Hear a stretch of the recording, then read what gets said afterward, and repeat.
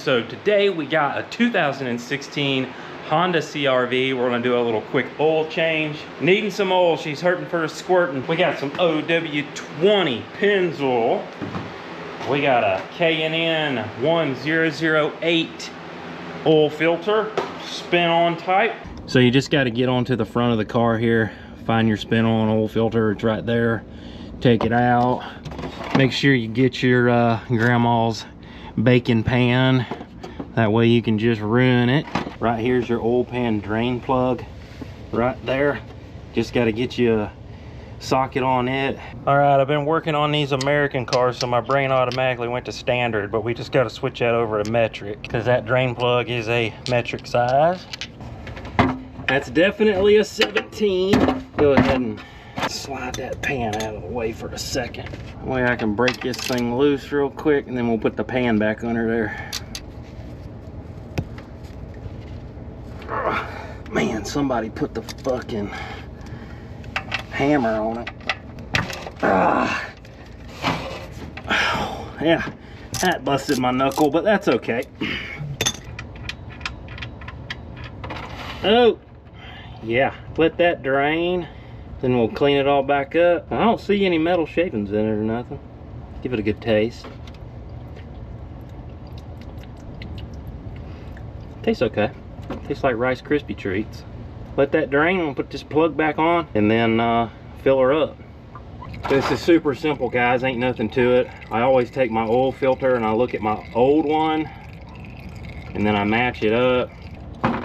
They look the same, so put a little lube on that seal. Shove that back up in there. You gotta do is just thread that thing back on there, the oil filter. Cool thing about this oil filter, the one with K&N, it's got a place, I think probably the same size as that, I would hope. Let's see. 17. Oh, nope, not a 17. That would have been cool if they just made that oil drain plug a 17 and then this one is 17. That's all right, you can get this on by hand. You ain't got to put the whole grip on it, you know. Put our plug back in.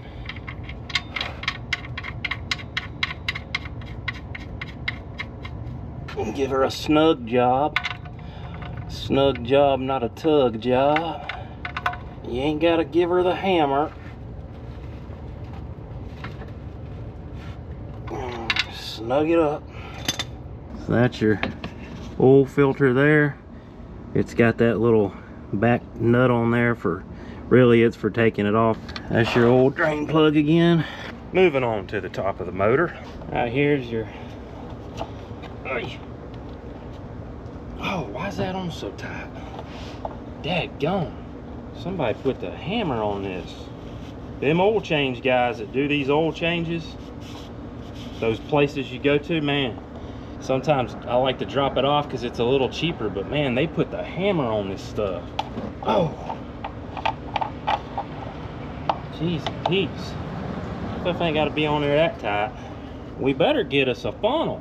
Well, I'm obviously too poor to find me a daggone funnel. I don't know where the heck they went, so we're just gonna MacGyver us one out of a water bottle. Show you guys how to do that real quick, huh? Get yourself a water bottle, get your handy dandy knife, just kind of go around and slice off the ass end of it, just like that. Boom, we got us a funnel. Take it over to the air hose, blow it out.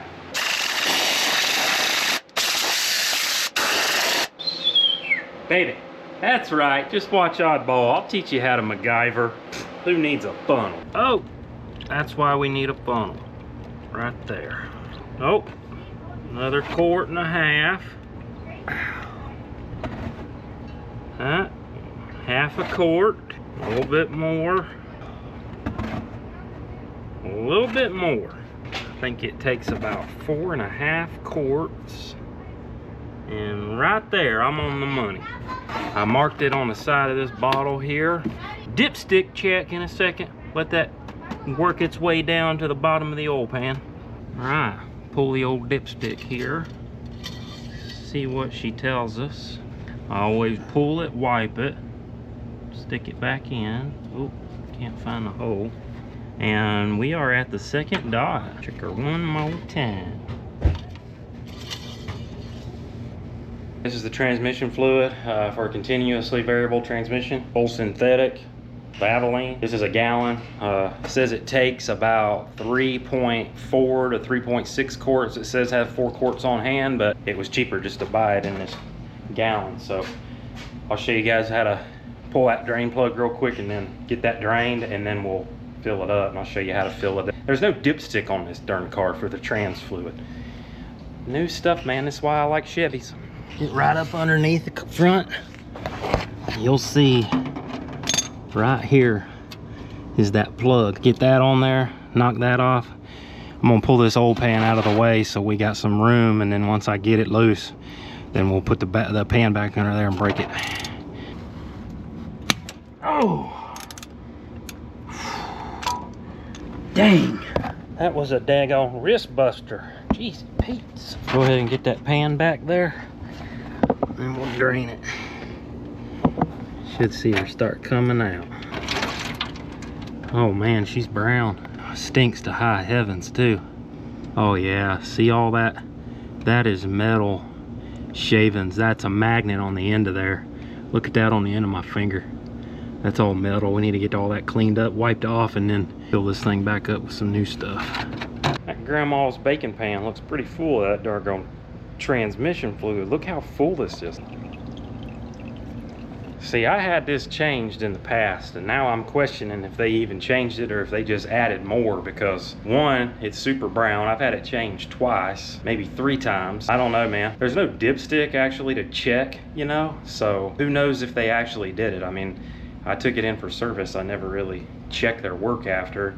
Sometimes I am a little sneaky. I'll mark a little dot on the oil filter. But if you're gonna do all that, guys, it's so cheap, you might as well just do it yourself. These darn places are pretty cheap nowadays for oil changes and stuff. I mean, you know, you can get an oil change for like 50 bucks, and I just bought that oil. That 1 gallon was 37 bucks. The filter I went with K&N, that was 17, but I could have went with like a STP or something for about $9. So, you know, you figure, and you got to do it yourself. An extra 10 bucks you could have paid one of them guys and at the oil change place, sit in line in them 10-minute quick oil changes and been done with it, you know. So, you know, is your time worth it? You know, do you really want to change oil all the time? But and on my hot rods, I like to do all my own stuff, but on this stuff like this, I usually just want to take it in. But I'm getting this thing up to a show, and I'm not showing this car, but I'm driving to a show, so I want to have all the fluids changed and everything before I get on the road. Clean that magnet off right there, and then I'm supposed to put a new crush washer right here on the back. Get the torque wrench set to about 35 pounds, 35 foot-pounds, and tighten that back up. All right, let's see if we can fill it up, and be careful. After you put your drain plug back on, there's a little bolt you kind of undo. Instead of having a dipstick on it, you fill it up until it comes out of that bolt. Once it comes out of that bolt, then you know it's full. Ain't that some stupid?